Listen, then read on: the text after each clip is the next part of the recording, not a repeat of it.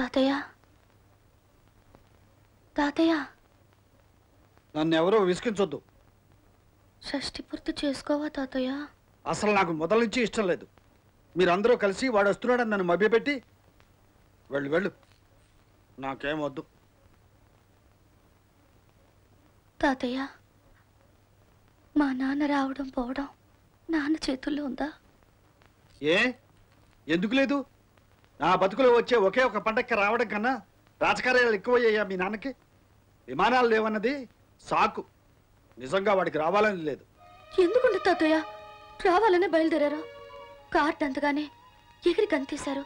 America అంతా పరుగులు పెట్టి ఇండియా వెళ్ళిపోతున్నామని చాటింపు వేసొచ్చారు. సామాన్లు సర్దుకున్నారు. ఏమిటి అంత కథ? ఆడు బయలుదేరడం నీ కళ్ళతో నువ్వు చూసొచ్చినట్టు చెబుతున్నావు.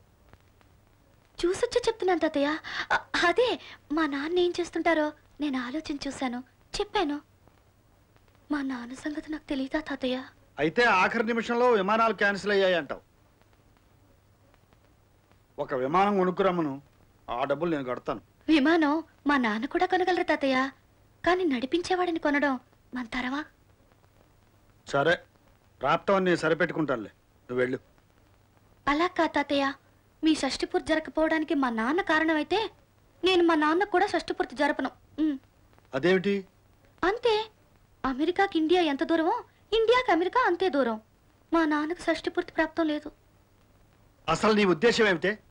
మీ నాన్న రాకపోతే నేను షష్ఠిపూర్తి జరుపుకోలేనా? అదేగా నువ్వు అంటున్నావు. అదేం కాదు, జరుపుకొని తీరుతాను. ఆడు రాకపోతే ఆడికంటే ముందు పుట్టిన పెద్దత్త లేదా? తర్వాత పుట్టిన అత్తలు లేరా? ఆ తర్వాత పుట్టిన మీరంతా లేరా? ఆడి మూలంగా నేనెందుకు షష్ఠిపూర్తి మానుకోవాలి? నా మూలంగా ఆడికెందుకు షష్ఠిపూర్తి జరగకుండా పోవాలి? ఎవరి బతుకులు ఆడవే. అది ఆ మాట మీద నిలబడింది తాతయ్య.